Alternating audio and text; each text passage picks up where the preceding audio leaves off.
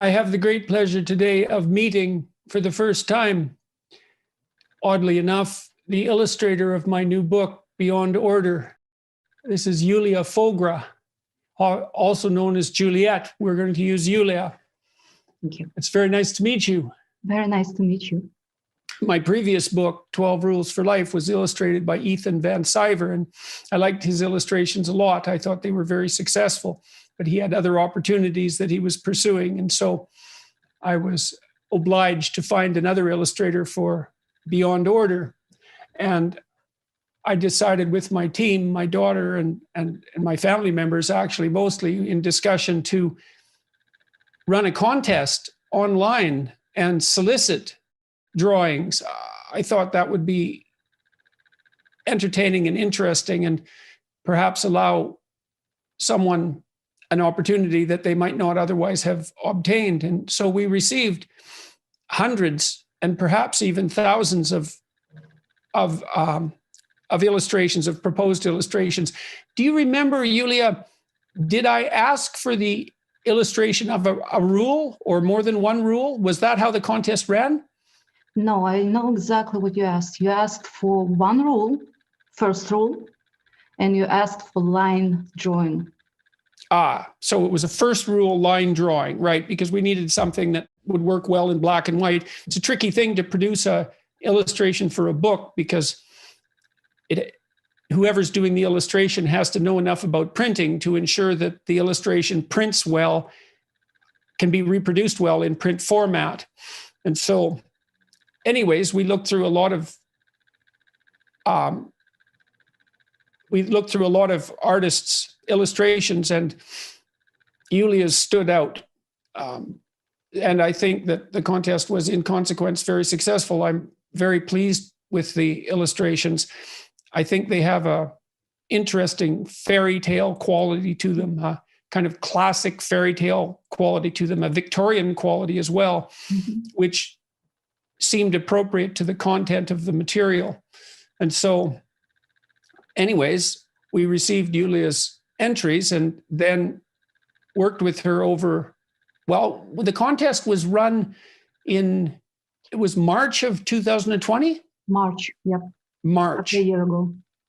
Yes, and a very tumultuous year, which is part of the reason we haven't met. The pandemic lockdown, of course, has kiboshed any plans we might have had to get together. You're based in New York, correct? Yes. And so under normal circumstances, I'm going to New York fairly frequently, but of course haven't been there for, it's got to be at least 2 years now. So I'd like to find out some things about you. So the first is, tell us a little bit about yourself. Where are you from? And I'd like to know a little bit about your life. Okay, so I was born in Riga, Latvia. One of the trio. There is Latvia, Estonia, and Lithuania, Baltic countries. We were the mix of Poland and Germany, I would say. And the old city was built by German. But I lived in the area where I was the only Jew. I'm Jewish. I was the only Jew, and the rest of the people were all Russians. There were no Latvians at all. And you would see in movies 9-story buildings built like dominoes. It's all dominoes, concrete. I hated it. I saw a lot of that in Moscow. It's endless, terrible. An endless vista of 20-floor high apartments stretching as far as the eye can see in every direction. Yeah. Yes, a very unwelcoming architectural manifestation, I would say. Cold and harsh. Exactly. And I was young enough to go outside of this neighborhood. If I were 15 or 16, I would be able to start going outside and going alone into the old city, into cafes, which we had, but I couldn't. So let's go back. So I had a talent for music. My mom was a music teacher, and I had a perfect pitch, luckily. So they tested me and they said I'm I'm perfect for conservatory. I was 7. They put me in a music conservatory. Obviously, no normal kid would choose something like that for their life. It was vicious. It was Latvian training combined with Russian training, what you would see in chess clubs. It was vicious. So tell us about that. So was that a residential school or were you still living at home? I was still living at home. You're still I'm living at 7. home. And how many hours a day would you spend at school and practicing? So 7, when I was 7, I went to regular school and to music school. It's 2 different places. I had Okay. to travel by tramway. Tramway is something you see in San Francisco. The Oh, one a tram. Yeah. Yeah. Streetcar. 3 or 4 stops, not far away. I had twice in a week of a class, 2-hour class, and I had to practice every day at home for at least an hour. And that was my life. I also draw, which was a side project. It wasn't taken seriously by anyone, by me. When Because I was a musician. your music was taken seriously by you and your parents and the And my conservatory? parents and everybody around me and kids in school, and I was known as a musician. And That did was you take illegal. any pleasure in that? Was music good for you or what? No. No. It How come? was What? horrible. It was I was good at it, but I blame the teachers and I blame the school because they would prepare kids for orchestras. They would just process talented kids for orchestras. There was no love of music involved at all. It's something you saw in Jane Eyre. The teachers of Jane Eyre, intimidating place. That was a music school. And we were playing classical music only for 7 years. It was a classical training. And I found that living somebody else's tragedy. It was very sad. The music was sad and was not for me. So by the end of 3rd year, I said, I can't do it anymore. I had a crash. I was on the floor crying. And my parents tried to convince me. Nothing worked. So my father said, he took the liberty of saying, he'll get me a puppy when I finish the school. And I finished the school. It was 1991. And so how many more years did you go after that event? After that, 4 years. So you worked 4 years for your puppy. Yeah. Did you get him? No. Oh, ouch. Because I finished it in 1991 when Soviet collapsed and we had to leave the country. Right. So geopolitical restructuring got in the way of your pet. Yeah. And we left to Israel within a year. So in 91, your family left Israel. And why did you choose to leave? Why did your family choose to leave in 1991? The Soviet collapse. We left at 1992. The collapse was in 1990. Right. It took us time. So we lived through bad times in Latvia. Bad times in terms of food or anything, really. There was no food. Yeah, people don't know a lot about that post-Soviet period in the West. You know, I have my son-in-law is Russian. I think he's about your age. Younger. He has some pretty harrowing stories of early 1990s Moscow, being afraid to go to school, not knowing if he was going to come home alive. Yeah. Rough. It was a very rough period, lawless and chaotic period by his account. And for you, you said food shortages? Yeah, my father stored potatoes and tuna for a year. That's all we ate because there was nothing on the shelves, nothing. And how did you come across the tuna and the potatoes? And you have to ask my father. Okay, I see. I don't know. I wasn't involved in his decisions, and he stored it in a very cool place underground, in someone's garage, I think. And bread was by ticket. I remember staying in line for an hour to get a piece of bread. We had tickets. You can only get one bread for 3 days, I think. I could be mistaken. Only one piece of bread. There were 2 choices of bread in Russia throughout Soviet Union. White bread and rye bread, nothing else. So I was standing for an hour and people were spitting and angry and I was a little girl, but I got this bread and I'm running home. And my mom is cutting the bread and it's green, completely green inside. Mhm. So that was my life until 14. Then we left to Israel. And did you encounter, you said that you were the only Jewish family, or you said you were the only Jewish family in the entire area? In the neighborhood. But and did you encounter prejudice because of that, or was that an invisible? of course, I was bullied to hell. And so was that a part of the decision to go specifically to Israel? Yes. And we had no other choices. Germany was close to us. America was close to us. That was the only choice. We didn't know anything about Israel. It seemed like a nice place from where I was. I was very happy because I felt captive for 14 years. I was trying to escape this place in any case, in any price. How large was your family? You have siblings? So most of my family was killed during the Holocaust, 40 people. They just brutally killed everybody. And a very small portion left, they survived. And that's why I'm here. I have one brother. And so your mom and dad and you and your brother lived in this apartment building in Riga. Yes. How big was the apartment that you and your brother and parents lived in? What they consider in America, it's one-bedroom apartment. It's one room for us and a living room for my parents. All right. So you moved to Israel in 92? 92. And how old were you then? 14. 14. And how long did your family spend in Israel? My family is still living there. Your family's still there. Yes. So was that an improvement? No, not for me. For everybody else. Everything seemed to be improving for everybody else but me. I couldn't find my place. I was always not at home until I came to New York. And things have worked out for you in New York?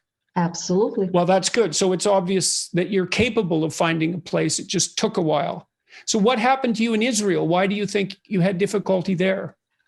First of all, we came with no language. Second of all, I came from Europe to Middle East. So it's a matter of mentality. I just couldn't get it. I just couldn't be part of it. And we lived in a very poor area, very poor area. What did your parents do in Israel? How did they make ends meet? So my dad he was an engineer and he started working in some factory. My mom was working at nights in a bakery. It was tough. So they could find employment, but it was tough. Yeah. I started working when I was 15. I've collected oranges. So you moved, how old were you when you arrived in Israel? I was 14, almost 15.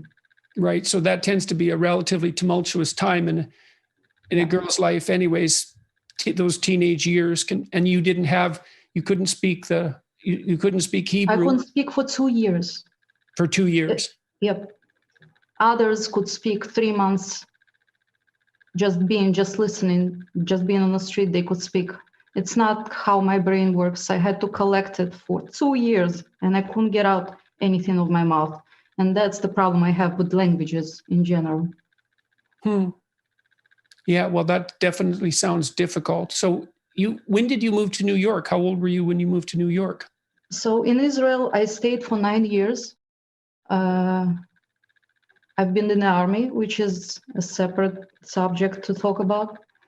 Then I finished 2 years of art school, which was 3 years, but I only finished 2. And then I was offered by the head of our department, I was offered a job in her private studio. So I just drop out. I see. So, and that was, you went to art school and that was on the basis of your prowess in visual art? Yeah, it was my dad's idea. And had you stopped playing the piano by this time? Oh, I didn't play piano from the moment I arrived to Israel. And have you played it since? I've started to play in New York. That was the first thing I bought. Oh, and have you been able to take any pleasure in that? Absolutely. Well, that's great. So that's a happy ending to that story. I mean, it's very rough it can be very rough learning any sophisticated skill, because the learning period is often not particularly rewarding. There's so much you have to get by rote. I mean, when kids learn to read, they have to be able to read phrases and perhaps even sentences at something approximating a glance before they take much pleasure in the reading. And so there's this initial period of rather painful apprenticeship that isn't necessarily accompanied by intrinsic pleasure and meaning. But if you can get through that, if you're lucky, then once you have the discipline, you can enjoy the skill. And I'm glad to hear that worked out for you. Are you a good pianist? I'm good. I just stopped playing classical music. I was not meant to be. And what music do you play, and what music do you enjoy? Rock, pop, jazz, anything but. Right. So you have a modern sensibility musically. Yep. What about bands? Who do you like? Oh, and there is a reason for that. My dad bought me a recorder for cassettes, 2-cassette player. That was, I was 11 or 12 max. And 2 cassettes came along with it. One was Queen and another Billy Joel. Which Queen album? I wish I remembered. Was it A Night at the Opera? Did it have Bohemian Rhapsody on it? I think so, yeah. That's A Night at the Opera. That's definitely their best album. Yeah, and that's the first thing I listened to. Mm-hmm. And I remember just sleeping next to it. My player was here. I couldn't do anything else. I was possessed. I was obsessed, completely obsessed. I've never heard or seen anything as beautiful. There was no beauty in my life. It was all monochrome. Everything was black and white in this area for me. Yes, there was no color. Physically, there was no color. Even the clothes were all black or dark brown or dark blue. What are winters like in Riga? Cold. -20 Celsius is the coldest, I remember. And we had to go to school. I remember that. So you moved alone to New York? Okay, so let's go back. You said that you went to art school on the basis of your talent as a visual artist, despite the fact that wasn't something that you really had concentrated on with regards to training. You were trained as a child, as a musician, not as a visual artist. True. How did you pick up that talent? I was the best in the class. How did I pick it up? First of all, I didn't want to go to school of graphic arts because of computer training. I said, I'm never going to touch this thing.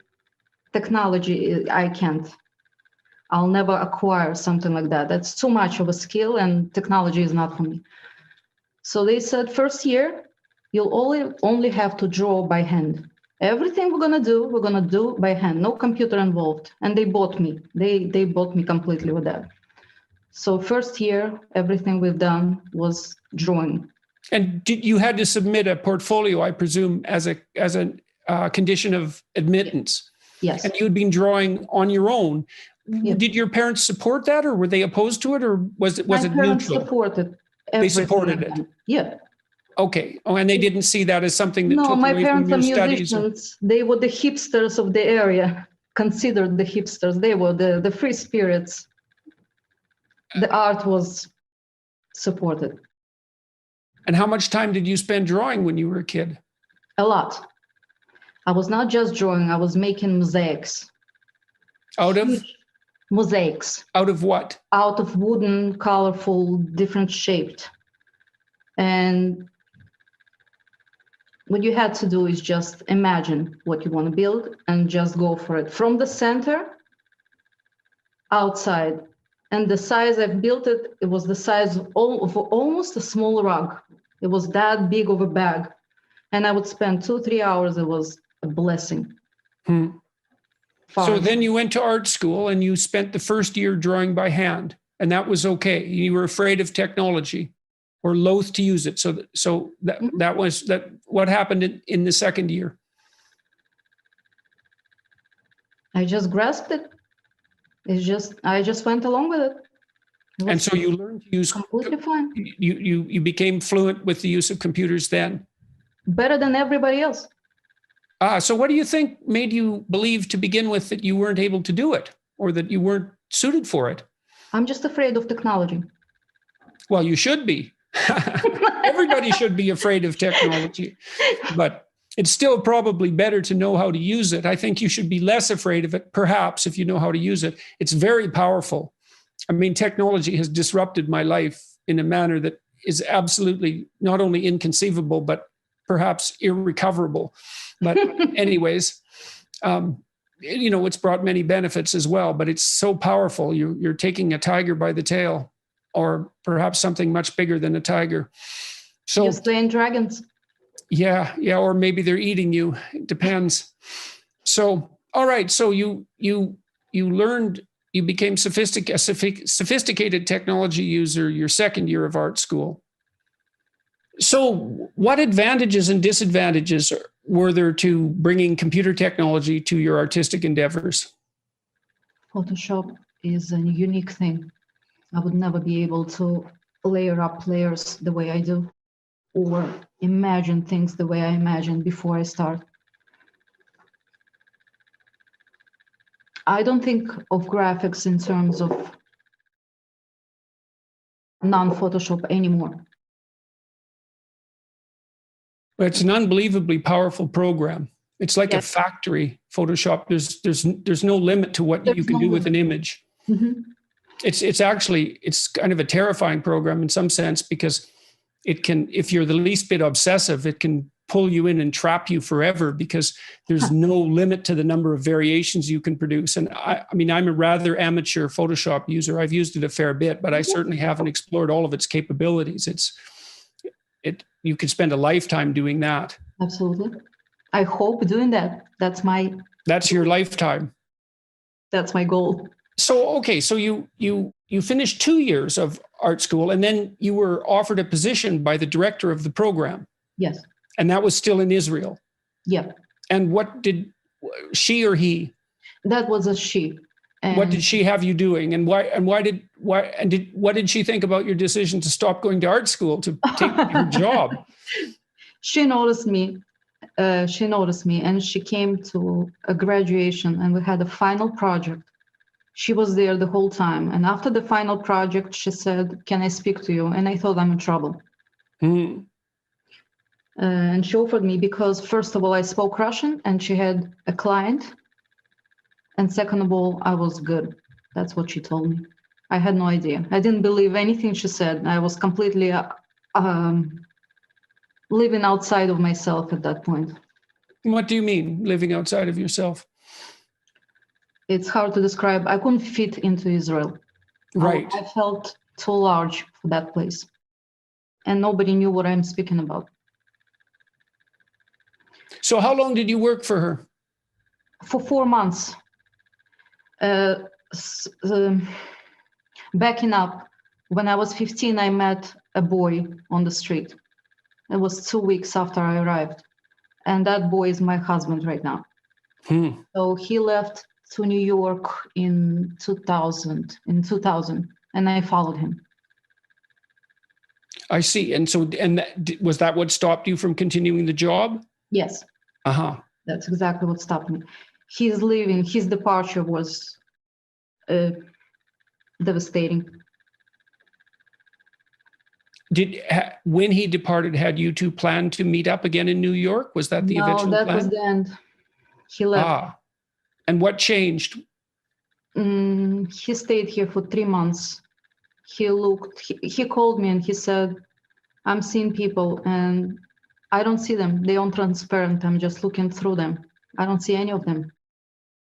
You need to come because I see you." And so you uprooted yourself from Israel. How old were you? I was 23. Again, no English, no language. All I had is ABC. Again, the same story, just this time I came alone. But you liked New York? Not right away. Not right away. It was tough. It was tough in the beginning, and we had a first child a year later. I would describe my life as 40 years in the desert. That's exactly what it was. 40, even more, 42, How old are you now? 43. Ah, so that's not many years out of the desert. No, it's just the beginning. All right. So you're in New York and you're learning to speak English. You're newly married. You have a new child. Yes. And again, 2 to 3 years it took me to start speaking. And I wouldn't just, the words would scatter around my head. I would just not be able to find them. They're always hiding behind. There's a field, and I know they're there, but they hiding behind the rocks. It's very complicated. It's very hard for me to speak because words, I see words. I don't hear words. For me, words are pictures, and I memorize them. And when they are in the sentence, I'm being able to reread. That's why it was so good for me that we corresponded, because I could reread and I could understand exactly what you mean. And then So did you work when you arrived in New York? Did you work as an artist? right away, You they did. You fired found. me. Yeah. How did you find work? It's hard to find work as an artist. So how did you manage that? I thought I'm going to clean the restrooms. I was walking around looking for Orthodox schools or schools just to clean the bathrooms. That's what I thought I'm going to do. 2 weeks passed and I went to a photo developing studio. We had some photographs. It was the winter. It was beautiful. I came there and the guy before me wanted to make some retouchment on his old pictures. And the guy in front of me at the desk said, yes, we do that, but it's going to take us a month. Come back to us in a month. So I'm getting to the desk and I'm saying, I can do it in 1 hour, maybe less. He said, I don't believe you. Let me try. He sat me down and he had a drawer with probably 10 pictures that was supposed to take him a month to retouch. And I've done it in 1 day. He said, I have somebody in mind. It was a Jewish guy. Obviously, they had somebody in mind in New Jersey, which is far. That's how I got my job. And I stayed there for 13 years. And so tell me about this place. Oh, it was a photo studio. No, he called his friend, obviously, and he had friends in graphics. I see. More than that. There was a catalog company that was creating catalogs for mostly jewelry, but not only. Mostly jewelry, which is the hardest thing because retouching of jewelry is the hardest thing. And we had everything. We had a printing facility under our roof in the same building. We had our photographers. We had me. So everything was going on. I was on top of everything. He made me an art director, and I was an art designer and art director. And the company closed up in 2000.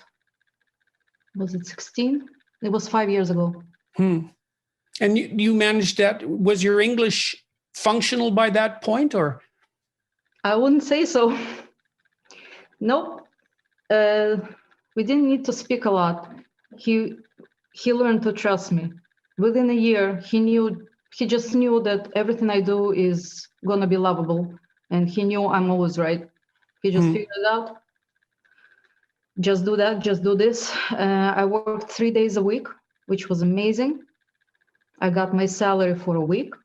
I had 2 boys by that time, and I got sick. Oh, what happened? Well, I'm not sure. I'm still not sure what happened. I was always sick. I relapsed and I was destined to stay home. So I stayed home and there was one choice: either I should suffer from pain or I should do something while I'm suffering from pain.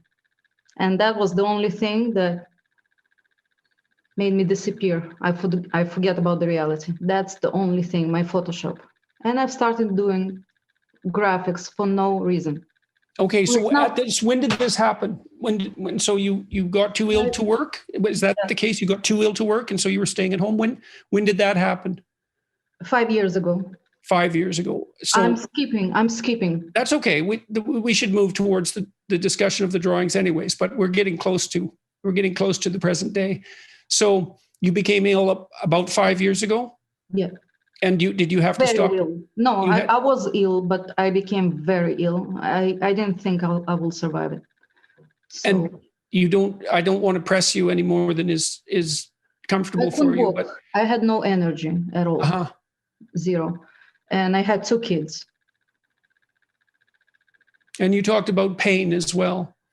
Yeah, the pain was tremendous. And then I got also, on top of it, I got fibromyalgia. They couldn't treat. And the pain with fibromyalgia that you can't treat it with medicine. Mm-hmm. Anyway, so I thought, what would I do with my life? I'm 40. I was almost 40. Okay, I'll paint with oil paintings on canvas. Out of the blue. And it worked. And every painting was better than another. I was keeping it a secret. And my husband said, you can't keep it a secret. People must see it. I said, seeing what? Why? I couldn't grasp the idea of somebody else seeing my work. I've done this for 2 years. And eventually I had a show in Chelsea, New York, in the gallery.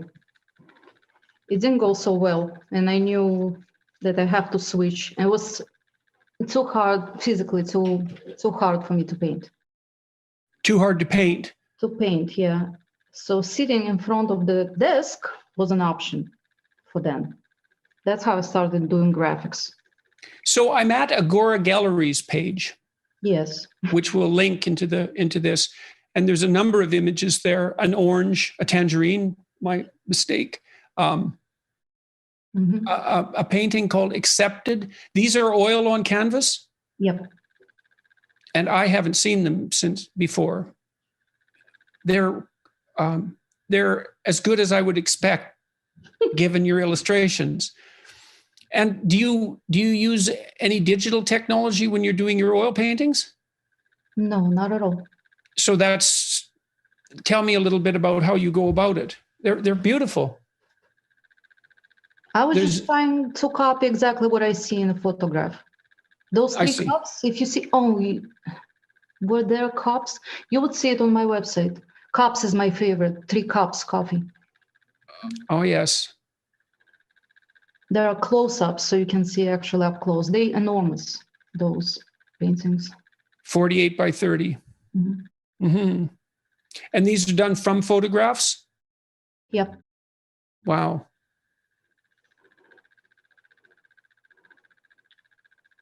So I made something similar to this one where you use squares. I redid a famous oil painting by, now I can't remember his name, unfortunately. It's a reclining nude, and pixelated it in large cubes and then cut it out of styrofoam, foam core, and layered it like my Maps of Meaning painting. I did about 10 of those when I was in my mid-20s, and I haven't done any since. These 3 at the bottom are very reminiscent of that. They're really, they're very intense. Have you been successful as a fine artist? Have you been able to make a living? No.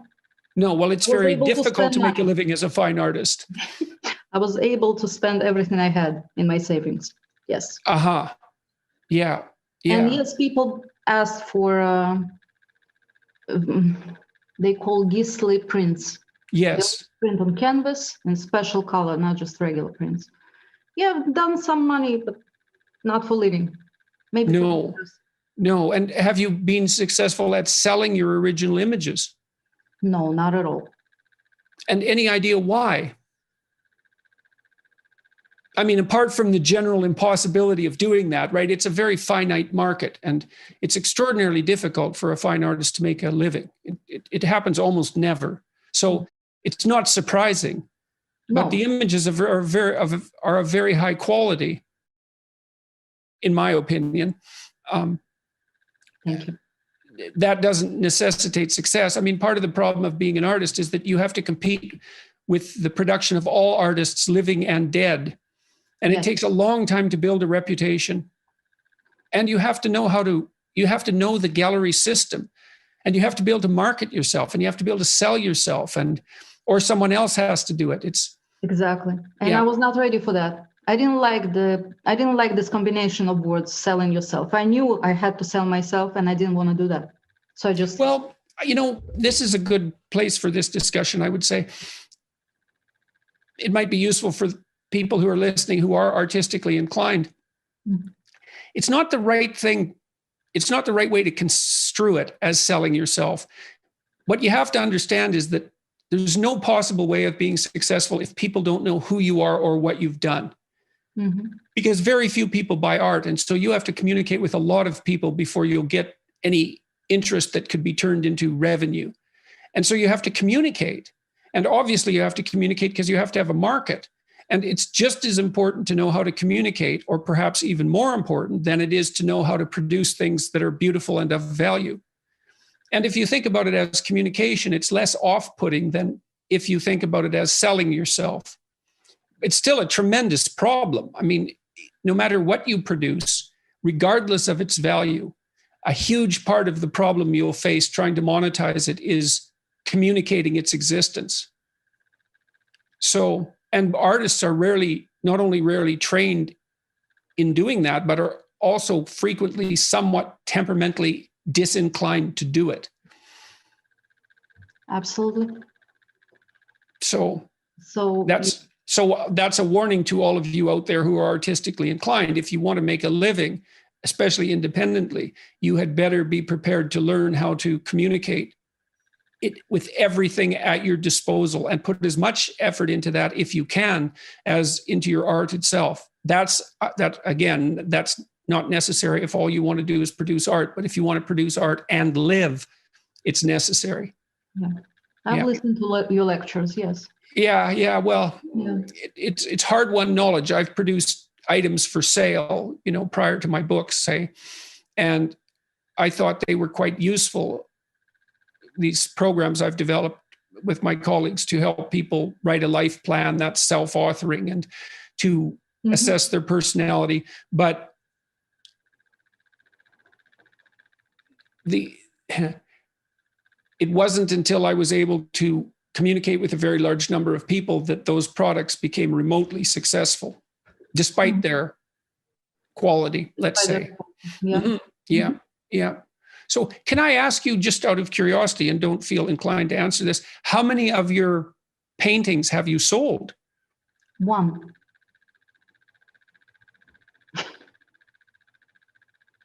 I'm sorry. The gallery another two. Three. Three. Yeah. There was three. I was commissioned to do two. And does Agora Gallery still represent you? Do you have galleries that represent you? No, absolutely not. For 1 month only. For 1 month only. That was the show. Yeah, that was. And people can contact you through your website. Yes. Uh-huh. Every piece of information about me is on my website. Are the prices of your artworks on your website? No. Why not? I'm not saying they should be. I'm curious, though. I just think they shouldn't. I think I should communicate with people first. That's part of communication. I don't have a set price. It depends. All right, so let's talk about this contest. And so why don't you tell me the story? Because I don't know the story. And so I'd really like to hear it. Yeah, I don't know the story on your end. I didn't just know the story on my end. I have no idea why I was chosen. I never asked this question. I never wanted to know. Today I'll ask this. Chosen because in my opinion, and also the opinion of the people I had helping me make the decisions, your drawings were clearly the best of all the drawings that we had, all the pieces of art. They're not exactly drawings. You can describe more what they are. They were better than any of the others that we received, and I would say markedly so. So that's the simple explanation. We felt very fortunate that the contest had produced such a positive result. So with lockdown and with my state of health, it was quite difficult to find another illustrator to even know how to go about that. Oh my God. And so the contest came up as an idea, and I don't know. Not a bad idea. Well, we'll see, won't we? But I'm very pleased with the way that it's turned out. So, okay, so what how did you remember how you found out about the contest? I remember everything. Yes. I had a friend, Lawrence Fox. He lives in the UK. He's an actor and musician, and right now he organized the party. He's in politics now. So he sent me the link of your Twitter. It was evening, and I was sitting with my husband, drinking tea in the kitchen. And I was sitting like that. And I never sit like that. And I was ready to rip up my hair because I really wanted it. And I told him, there is no way I can't make lined art. He said, do you think? I said, no, you don't understand. It's Jordan Peterson. He knows exactly what he wants. When he says lined art, it has to be produced in lines. And I just can't do that. You have to do your thing. Just do your thing. Some people just don't know until they see it. So my teacup was standing on those. Can you see? Mm-hmm. Yes. Put it a little closer. Yes. These are German drawings, and my mom bought them in Hamburg. Mm-hmm. And I was looking at the sky, and I was looking at the lights. And I said, this is my thing. He said, do it. Go right now. So you saw the contest announcement on Twitter? Yeah. See, I don't even remember how we announced it, but obviously we used Twitter. I kept the screenshot. Okay. I know the words. See, I don't remember much of this at all. Yeah. And I remember why I wanted it so bad. I wanted it because I wanted to make you smile. I wanted you. Now, why did you care about that? So, first of all, you knew about me? Yes. Before that? How yes, did I you knew know about you before that for a long time, but I never followed you because I'm not following everybody. It's just a habit.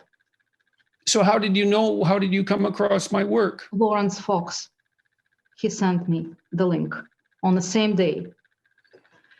And that day I was thinking, why didn't But you, sorry to interrupt you, but you said that when he sent you the link, did you already know about my work? Yes. You definitely. did. How did you, and so what, the videos, or had you read my previous book? Lectures, no lectures. I was listening to your art lectures. I see. Okay. You were listening to my lectures on art. Okay. Yeah, you gave a lecture in Toronto Museum, I think. Yes. That's the one I love. I've listened to it 3 times, I think. I think that was in Ottawa at the National Gallery. And yes, I did one at the National Gallery, and I did one on the meaning of music at a museum in Toronto, but that's not the one you're referring to. No, I wish I could find it. I need to find it. I need the links as well. So I went ahead, I went downstairs, and I knew I can't do that in drawings. So what I did at the time, I would do photo montages, black and white photo montage, meaning I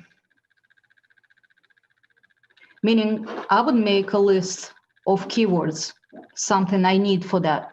And I knew I need a sky, I knew I need a guy and a special character, not just any guy. I wanted him to be proud and, what's the word? Slightly arrogant. This was the first rule. The first rule, yeah. Do not carelessly denigrate social institutions or creative achievement. And I sent out suggestions, right?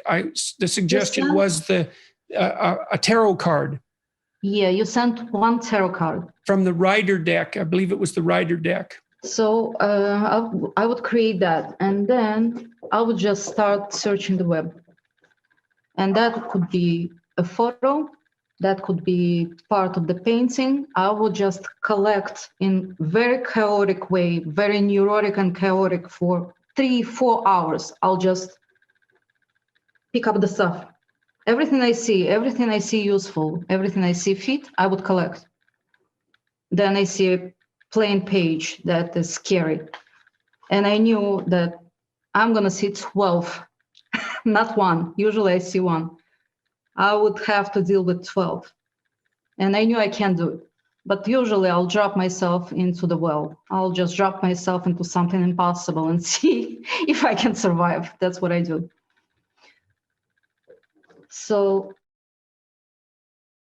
I photo montage this out of pieces, just like the mosaic. That's why I spoke of making a mosaic from center out. I would find the heart of the image and I'll work towards the edges. Then I'll have to flawlessly integrate them into each other. There are probably hundreds. Yeah, there is 100 pieces here from all sorts of sources. And why did you decide to use a photo montage rather than draw? My thing. It's my thing. He told me just do your thing. That's what you do best. Okay. That's how you see things. Okay, so bring the image up again. Let me make some comments about it, and I can tell you. Okay, so I like the melody of the main figure. There's something musical about it, and about the way that I guess it's the lines of the standing figure and the dog and the butterfly. It fits harmoniously together, and you got it right to have him looking up into the sky like he's preoccupied. And even though he's hypothetically about to step off this cliff, the way that you produce this is similar to the way that I write, because I collect all sorts of things and then I array them and then I edit them and edit them and edit them and edit them and edit them until I can't edit them anymore, and then I'm done. So when I saw this, the first thing I believe I thought was that it was beautiful, and that was a necessary criteria for my satisfaction. And it was, there's nothing about your drawings that are foolish or trivial. And I like the classic element. And so when I saw this, well, I was very happy. I thought, well, that'll be a beautiful addition to the book. So you sent the Fool.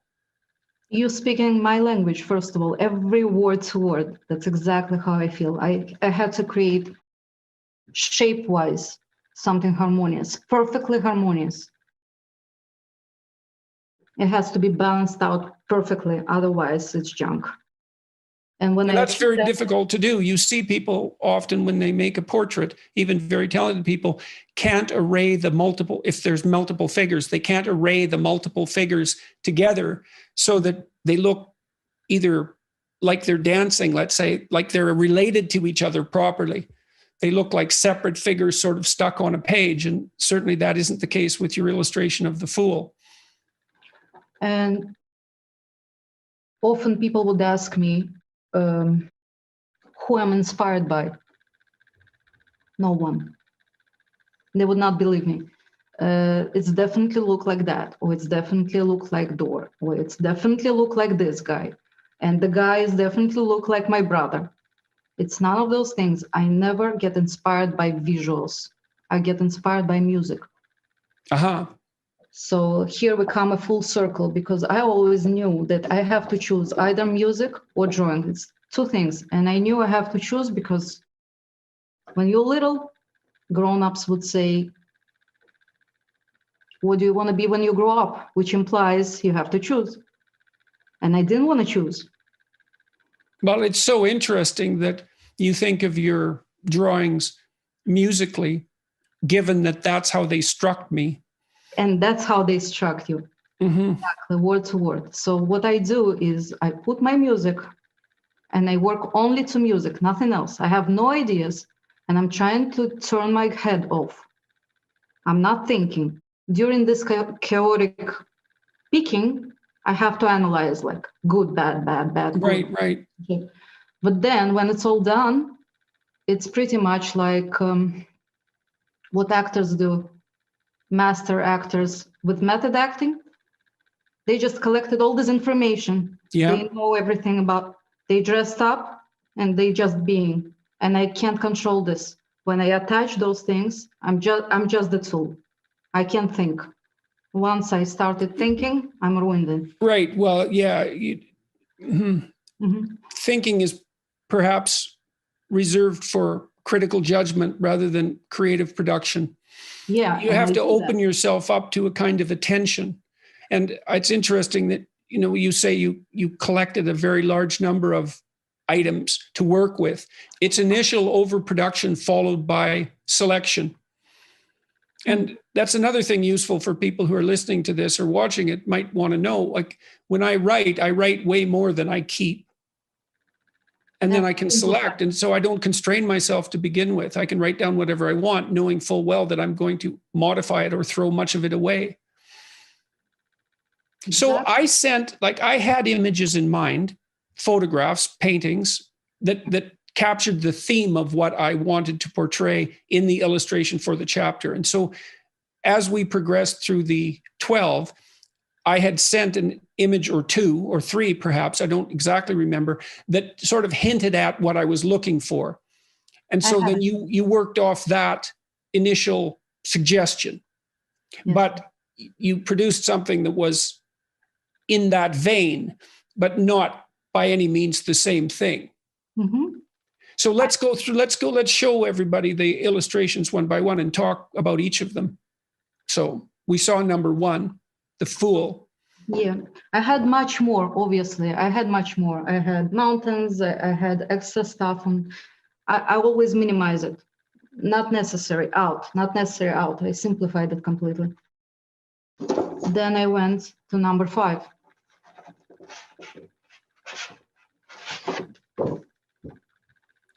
Rule 5, that's do not do what you hate. And so that's Lucifer plummeting from heaven. Yeah, that's the one. And tell me about that. That's my favorite rule. That's your favorite rule. You mean the favorite illustration or the rule itself? Now, you hadn't read the chapters, I don't believe. I did. You did? Okay. So I sent them to you? Yes. Okay, well, that was wise. That was appropriate. Yeah, that was wise. I asked for it, but then I stopped myself from reading on most of them. I didn't want to translate them into words and vice versa. Okay, but you had read the chapter for Rule 5. Yeah, you gave me very clear 3 paragraphs on each rule, and that was more than enough. And you showed pictures. I have it here. We can attach it. And we went back and forth on this image quite a lot. On this one? No. The only change here was that the hand was too long. Right, arm length. Well, that happens to stick in my mind, so that may not be an accurate representation of what happened. So tell me about this image. Again, it has that lovely harmony. The character looks like the figure looks like he's dancing. It's beautiful. Yeah. So I was inspired by ballet dancer,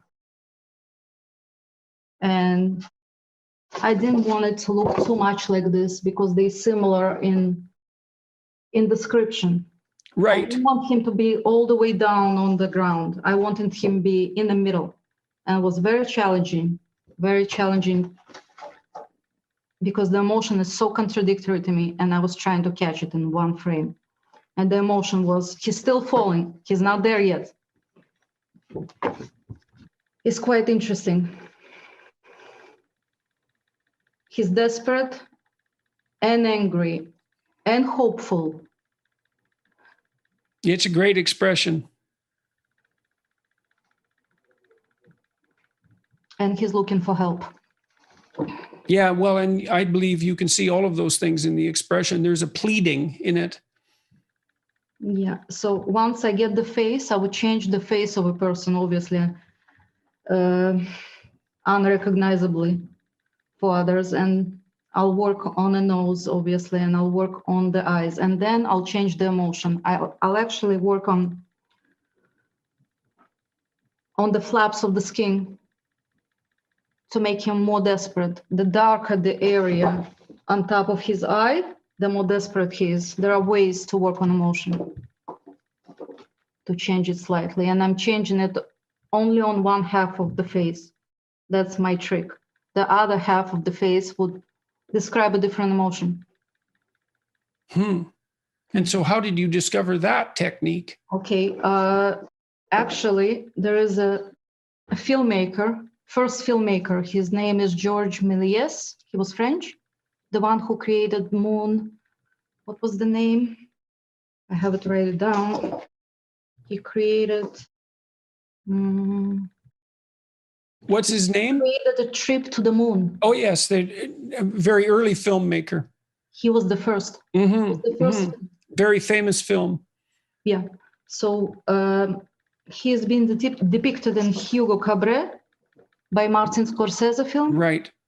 Yeah. So there I saw how he created the magic. He wanted a man disappeared. So he would take the canister of the film, take the actual film, get to that point, cut out a few frames where the person disappears and glue it together. So, and then I noticed the same idea in music. When I'm listening, let's say, to Sting, he will do exactly the same thing. He will take the emotion that comes to the point of,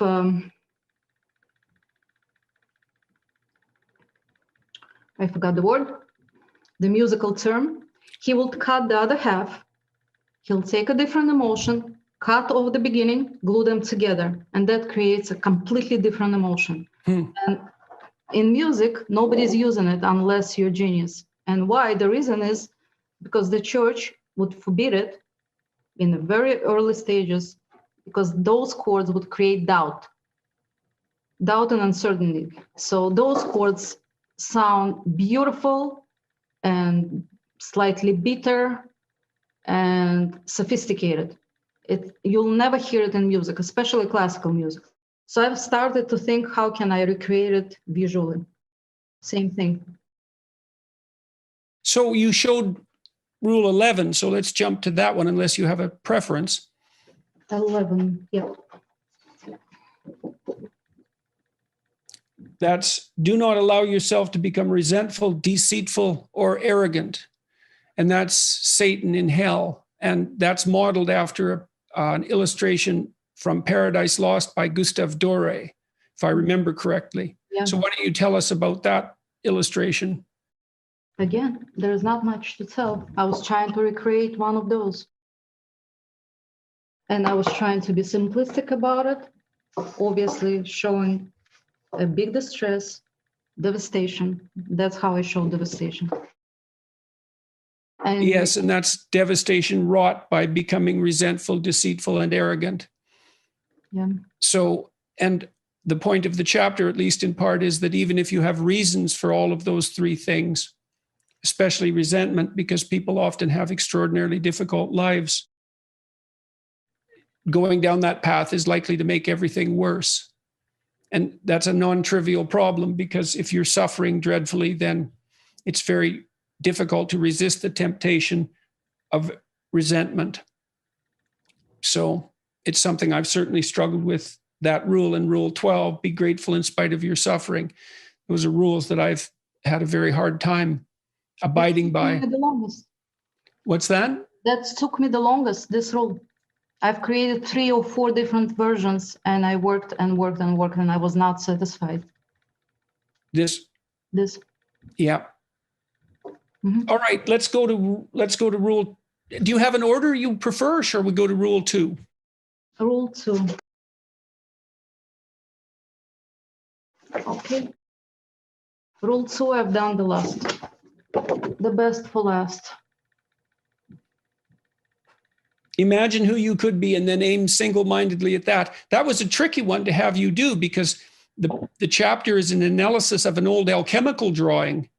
And so you had to be constrained in the recreation of that, because it had to duplicate all the elements of the original drawing, or my chapter wouldn't have made any sense. So. Which made it easier for me. Being constrained is easy. I knew exactly what's supposed to be there. Yes, well, people with an artistic temperament, or maybe people with a wannabe artistic temperament often rail against constraint, but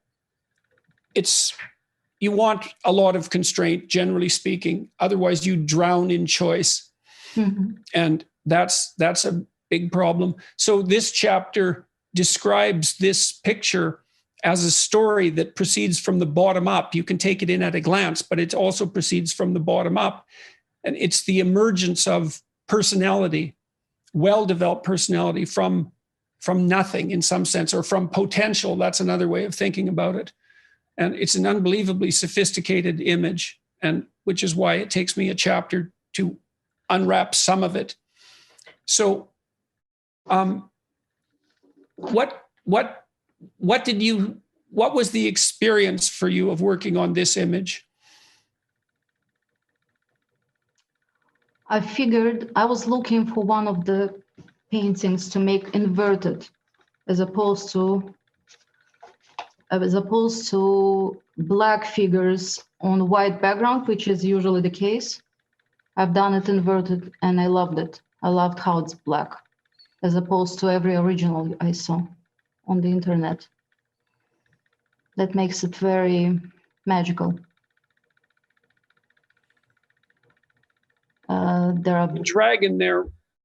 So the way the picture works, just as a hint, is that, well, the bottom sphere in some sense represents that which attracts your interest, and then that can transform itself into that which you're afraid of. So you might have an ambition, for example, to pursue something you're interested in, but then that turns into a dragon because you're afraid of pursuing it. But if you do confront it, then that turns into you. That helps you develop your personality. That's that image in a thumbnail. There's much more to it than that, of course. I love it. Rule 4. Yeah. Oh, that was rule 2. Yes. Imagine who you could be and then aim single-mindedly at that. This is rule 3 is the one we need. Rule 3 is Michaela's favorite. Do not hide unwanted things in the fog. Right. And this is the opposite of hiding unwanted things in the fog. This is confronting them. And that's a variant of St. George and the Dragon, which is an unbelievably pervasive mythological and artistic motif. And perhaps also the oldest story that we have.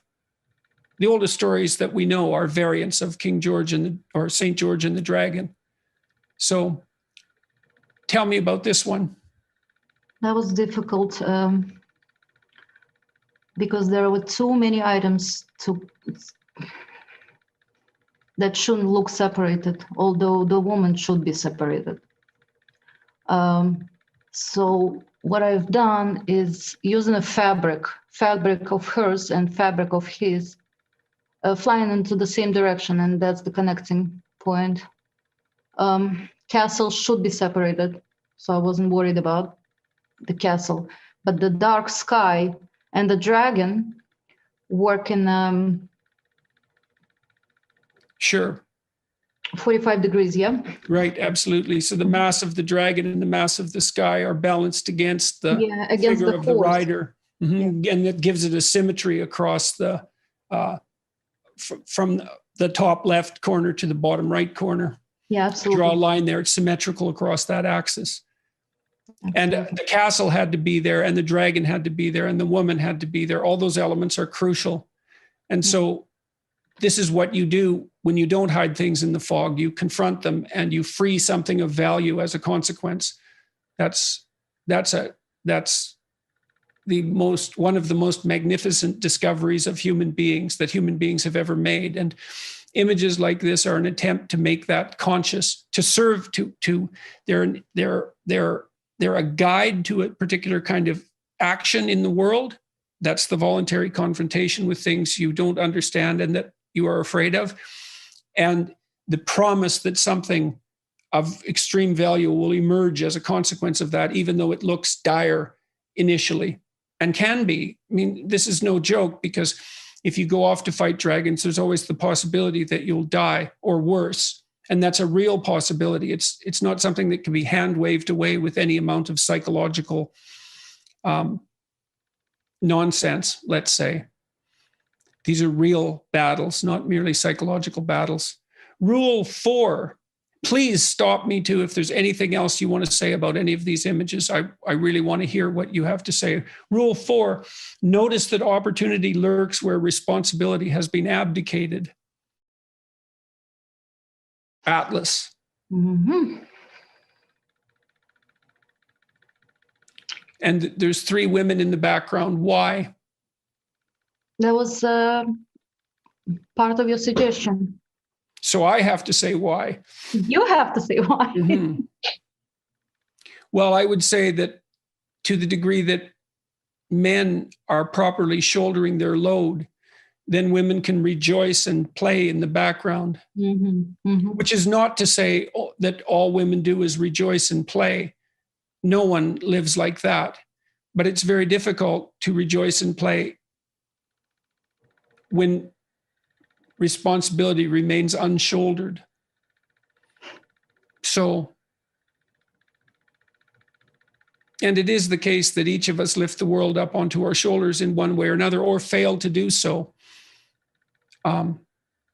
It's a terrible burden, but it's a meaningful one. Rule 5. We did rule 5. Sorry, go ahead. I've made it theatrical. If you see on top, it's like a part of the scene that makes sense more. Yeah, this is part of the scene because you can see the fabric on top. Right. Theater-like, and they dancing on the background.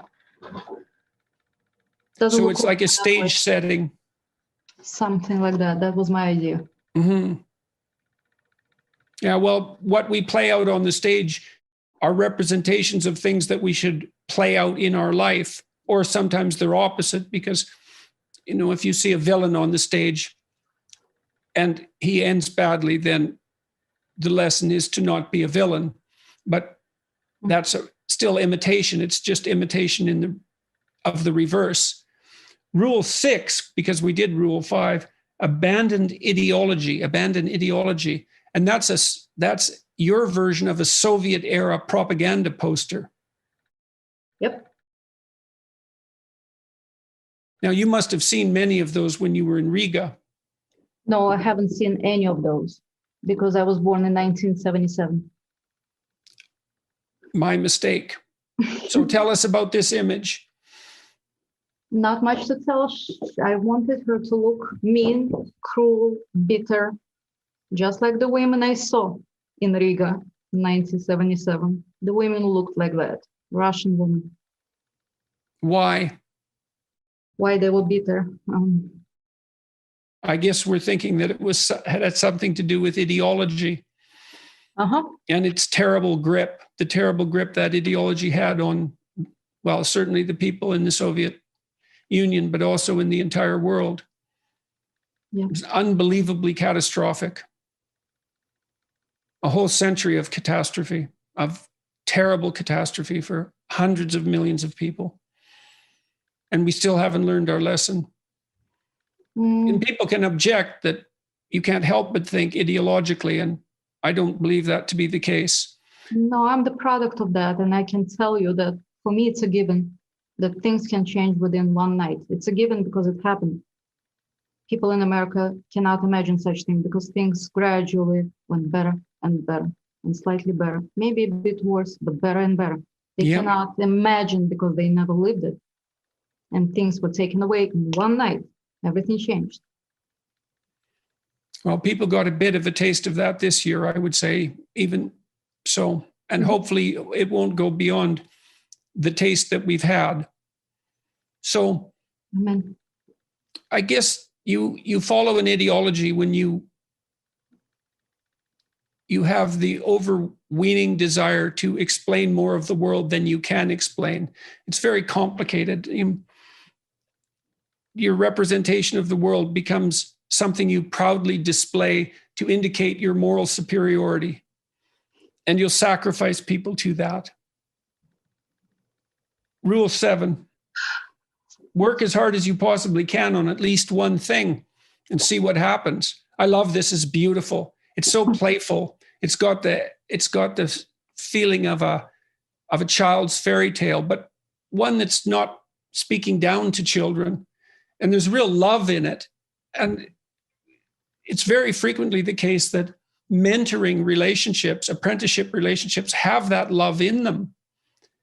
This shoemaker is teaching this young boy to a craft that will enable him to do something productive, but also enable him to live, to provide him with a living. And he's the good father, like Geppetto. He's obviously pleased that his apprentice is showing mastery. And that's the definition of a good father, perhaps a good parent, that you're pleased when your son or your daughter advances, even when they advance beyond you, which hopefully they will if you're highly successful. There's a lot of love in this illustration as far as I'm concerned. Yeah, I've tried to appeal to you. If you look at the old guy, he's a young character. Ah. I can't believe you haven't noticed. The list of things that I haven't noticed would fill many, many books. That's so smart. That's so smart. He's a lovely character, this guy. And the room that you've portrayed there it's a place of productive activity. It's inviting, and you made it theatrical again with the with the fabric along the top. Yeah. And so it's like we're looking into a private moment.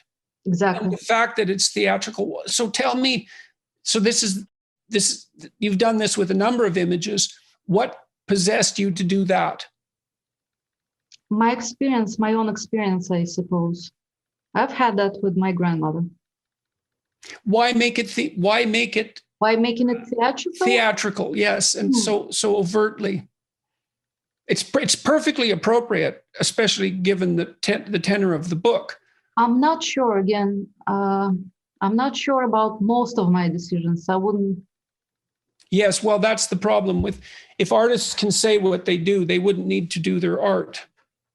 I suppose so. I don't know. That's left to other people often. And some of the worst claptrap ever produced is analysis of art, often by the artists themselves, but often by critics as well. Well, you open up the curtains on a scene. And to open up the curtains on a scene is to indicate that this scene is of importance, because otherwise, why put it on the stage? Why open the curtains? Why say that this is here for your consideration? And so you're displaying to the viewer something of crucial importance here, is that this relationship exists and it's healthy and positive. Yeah, and something it's possible, and it's intimate, very intimate. Yes, and it's intimate as well. Yes, exactly. Yes, lovely, beautiful. That's my favorite. Yes, and you managed to imbue this illustration with sentiment without it being maudlin or naive or saccharine or sugar-coated, any of that. And that's a very tricky thing to do, to make something positive and joyful and loving like that without it degenerating into sentimentality. Yeah, So, with the boy, I was struggling because many boys have increased emotions. They're very emotional. And I needed to show a sense of awe. But every boy I tried, I probably tried 20. Didn't work until I found this picture of my son 10 years ago. He was making bubbles, soap bubbles, in the original picture. And he looked at them without overly expressing his joy. And right. That's the moment I like. It's something in between. Right. So he's contemplating. Yes. Happily. Exactly. He's not sure if it's good or not, but the father approves. Great. Rule 8. 8 is irises. Try to make one room in your house, in your home, as beautiful as possible. I tried that multiple times, and it was extraordinarily useful to try to make a room beautiful, or more than one room. It's such a good exercise to learn to cultivate a relationship with beauty. It's in a world where so much is ugly, as beauty is as sustaining as bread, perhaps even more so. And so this is a testament, let's say, to Vincent van Gogh's Irises, which at one point was a painting that sold for more than any other painting had ever sold for, $170 odd million, if I remember correctly. I'm sure that record's been broken since then. But it's of great interest to note that the most expensive artifacts in the world are artistic artifacts, and in principle, those that remind us of beauty. And the chapter, Rule 7, Rule 8, try to make one room in your home as beautiful as possible, is a meditation on the ability of art to remind us of what we've forgotten. So tell me about the choices you made in this image. So the original irises, the jug is very tiny and very much looks like his face with an ear, the original jug. And I couldn't use that. So I needed a different jug, and I needed it to be rural, nothing more. Mm-hmm. I needed, and the wood, the place, and I needed more than that. I was looking at those, and I was not sure this is Irises by Van Gogh until I found a way to make it his with the portrait on the background. That is clear. And also, it's slightly off-centered and slightly looks like a mistake. But thanks for his face, it's perfectly harmonious within the page. Do you see that? It's slightly off, but it's not. So that's part of what makes a piece of visual art work, is the relationship between the images and their hypothetical mass. It's something like that. They have to be balanced properly on the page. Absolutely. So you talked about the rural nature of the jug and the plain wood table that it's sitting on. That's to not take away from the flowers? Yeah. Well, every artist directs the attention of his or her viewer. Now the attention is on irises. So you make decisions. Often, this is one of the reasons I believe that hand-drawn animated art is preferable to computer-generated animated art. Often, computer animation allows animators to render their images with incredible complexity and detail. Mm-hmm. But it's easy for the viewer to get lost as a consequence, whereas a movie like Sleeping Beauty, Mm-hmm. you know exactly where to look, because everything that isn't relevant is faded out to some degree, and that which is relevant is high resolution. And so the artist is helping the viewer view the image by making decisions about what is highlighted and what isn't. And that's part of how the artist allows the image to tell a story, because the artist can guide the attention of the viewer by making careful choices about what's foreground and what's background. Yeah, and that reminds me of my thinking that nowadays graphics are too sharp, they too chewed on properly. All you have to do is swallow. It's just there for you completely. Everything is in focus, everything, every single detail. It's very saturated. There is no mystery. And it's not how my eyes see it. Maybe it's the poor vision. Maybe it's not how anybody's eye sees. It's not how I see, and I need it to be realistic. I mean, the way we see is when we look at something straight on, what we're directly looking at is in high resolution. But as we move beyond the center of our vision to the periphery, everything becomes much less high resolution. And that's because, well, we have limited visual computational resources, but we view what's most important in high detail and let everything else go. And that is obvious, absolutely obvious. But if you look at every single one of them, they're not in focus, they're not perfectly sharp. And that's on purpose. And what do you think that does? It gives them a dreamlike quality. That's one thing I noticed about it. then it reminds us what we saw like 30, 40 years ago and forgot how beautiful it was. Rule 9. If old memories still upset you, write them down carefully and completely.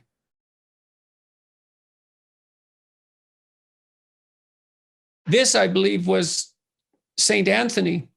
Mm-hmm. There's a number of famous representations of Saint Anthony being tormented by demons.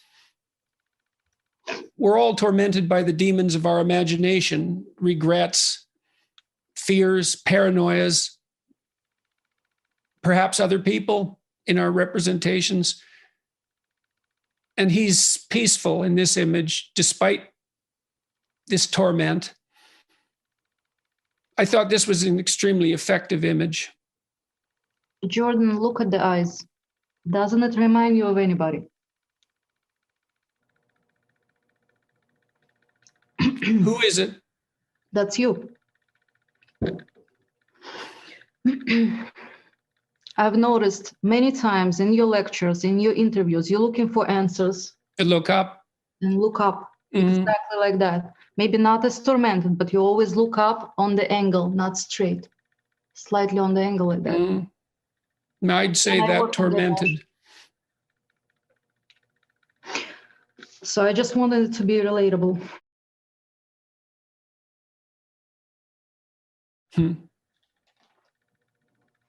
Well, I guess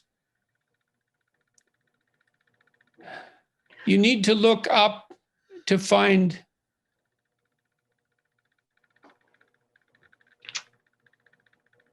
what it is that makes the torment worthwhile. Mm-hmm. And you're fortunate if you find that. Rule 10. That was the one where we have to make some construction work on his feet. Plan and work diligently to maintain the romance in your relationship. Yes, and you're very fortunate if you can do that. That's for sure. Another dance. And this was, do you remember the image I sent you? Do you remember the artist? Was it, I can't remember, unfortunately. The Kiss. Yeah, I can check it out right now. Was it also Gustave Doré? It was inspired by Aubrey Beardsley. Aubrey Beardsley. Yeah, Beardsley. Yes. That was my only reference, just one picture.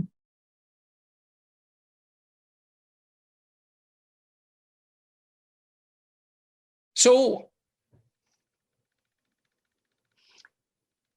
the fact when you see a couple moving harmoniously together and they seem to belong together, the reason they seem to belong together is because they're mimicking each other in their posture. And that doesn't mean that they're necessarily doing exactly the same thing, but the manner in which one person holds their body is related to the manner in which the other person is holding their body. And you see this with mothers and children. So if you take videos of mothers who are in a good mental state with their infants and you speed them up, videoing the mother and the infant, you see that they're engaged in a continual dance of reaction and response. But if you do that with depressed mothers, then you don't get the same rhythm and harmony in the interactions. And that's because the relationship is disrupted by the depression. So in this representation, these two are very harmoniously linked together, and they're maintaining the romance in their relationship. And the chapter is a discussion of the multitude of problems that have to be solved in a relationship for that romance to be maintained across time. It's as if romance, if you think about it, you might think about it as a form of play. And play is very easily disrupted among children if children are in any powerful emotional state that will interfere with their play. All their needs, in some sense, have to be taken care of before play will emerge. And that also seems to be the case to some large degree with regard to the relationship between men and women, or between two intimate partners. There's many things that have to be solved properly for the romance to be maintained across time. And rule 12, be grateful in spite of your suffering.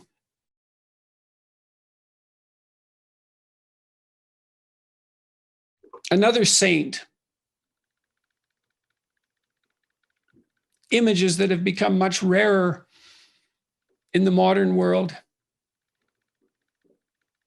So tell me about this image. Well, again, not overly expressive, at peace. He looks like he's part of the tree. Mm-hmm. Yep. Again, not everything in focus. Again, it's tree that doesn't exactly look like a tree, and you can't see the bottom of the tree, which often happens in real life. You don't see every single branch of the tree when you're looking on a man. And so I hadn't noticed that before. Do you know why you decided to make the bottom of the tree obscured? It wasn't a conscious decision. Well, so then what it looks like is that his legs now become the trunk of the tree. Huh. Oh, I see that. And they mirror the branches, the major branches in the tree. Exactly. So you're indicating, that's a really good example of how the visual imagination can supersede the conscious knowledge. Of course, you don't know why you made all the decisions you made in these images. How in the world could you possibly know? And the image should contain way more than you think. I mean, if you diligently worked at it. And, if you had planned a drawing that said, well, I'm going to give a man the strength of a tree, it's doubtful that you could have consciously come up with a solution that would be better than the one that you picked as a consequence of your aesthetic judgment. Yes. So he's rooted powerfully. I mean, what you have there is that what's rooted powerfully in the earth is his feet and his legs. Mm-hmm. And you've indicated that that's a more powerful rooting, a more significant rooting than the rooting of the tree itself. There's a bird in the background. Yeah, you've noticed. And that made you laugh. I'm happy you noticed. Why? Because that was intentional. Bird is a freedom. All right, so I'm going to close this up. But I want to ask you something else, which is, I suppose, the question I wanted answered more than any other question that I could put to you. What has been the consequence for you of having undertaken this job? What's happened? I mean, partly as a consequence of making the images, but you've had some attention directed your way now because of the book, and there's going to be a lot more coming because of this video and because the book will be out March 2nd. What's changed for you? Nothing yet. Nothing changed yet. I don't know what's going to come. Maybe you do. No, I don't. I have no idea if and what, but I've accomplished what I wanted, and what I wanted is to make you smile during the period of difficulty. And Michaela tipped me off. Every time you saw an art, she would tell me, Dad said, "Oh my God." And that would make my day. Well, I appreciate that very much. And I'm very happy to have the illustrations in my book. Very surreal. I think they're a great addition to the book. Have you seen the book? They're not yet, next week. I have preprints, I have the PDFs, and so I haven't seen how the images look in the final production yet. I liked the images in my first book. These are nicely different. They're more romantic. They're more fairy tale like. They're more elusive in some sense.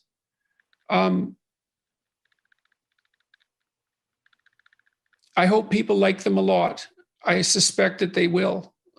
And I hope that the kind of attention that you want comes your way, kind of attention that would be best for you comes your way as a consequence of doing this. Thank you. Thank you very much for all your work. Absolutely welcome. You helped us solve a very difficult problem at a very difficult time. That was my intention, nothing else. Well, it's lovely to meet you. I hope we get to do it in person. We will. And maybe we'll talk again publicly some months after the book is released, and we can discuss the consequences then. That would be nice.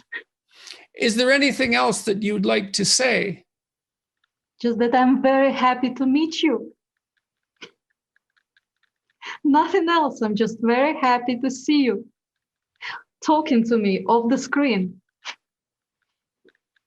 Well, it was good to get to know you, and thank you very much. And we'll make this into an interesting visual display as well as an interesting conversation.